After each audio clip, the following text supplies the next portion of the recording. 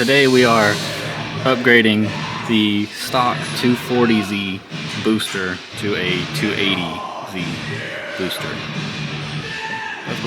Alright, so on the 240 booster, this pattern is narrower than the 280. The 280 is wider.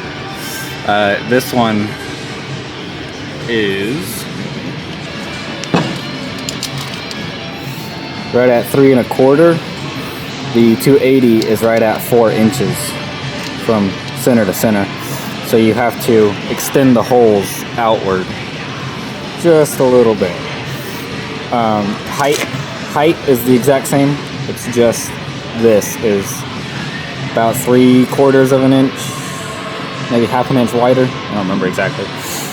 But yeah, just a little bit wider. Measure that difference from here to this point where the new one is, and that's going to be your hole that you have to drill in the car. Once you do that,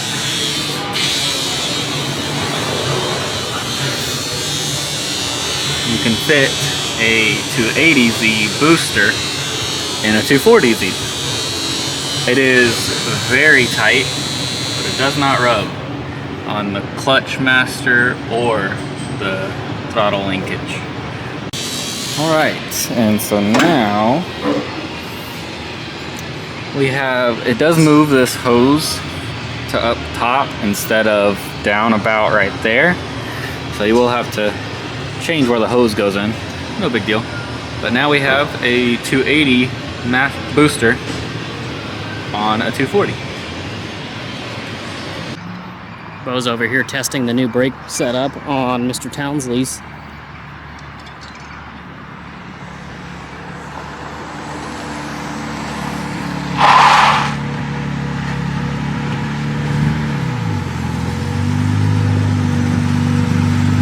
I think it locks the rear though. Oh, it's the rears? I think so. Okay. Yeah, it needs an adjustable proportioning valve. Yeah. It feels like it's the rear. Like yeah. I feel it like getting loose in the back. Okay. I'll let him know.